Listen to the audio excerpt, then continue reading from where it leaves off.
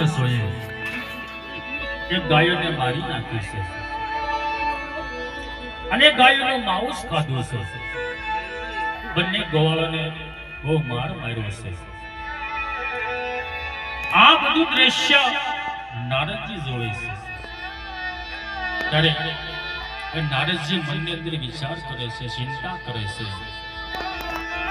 પણ નારદજી આવા ભયંકર રાક્ષસોને જોઈ અને આવા પાપ કરતા જોઈ નારદજીના મનની અંદર ચિંતા થાય છે. ત્યારે નારદજી આજ કેવો વિચાર કરવા લાગ્યા.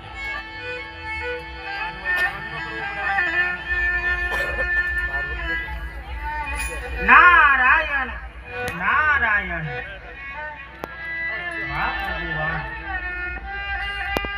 આ પૃથ્વી માથે ભોવાળિયા ગાયું સારતા પણ ભયંકર રાક્ષસ ગાઉનો પણ વધ કરે છે. ગાઉનું માંસ ખાય છે. ખરેખર આ પૃથ્વી માથે ઘોર હાહાકાર મચી રહ્યો છે. પણ અત્યારે એટલું તો આયલો છું.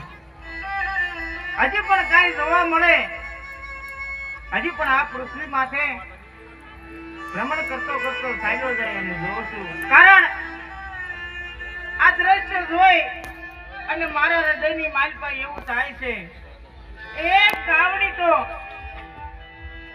એક માં છે, પૂજવા લાયક છે.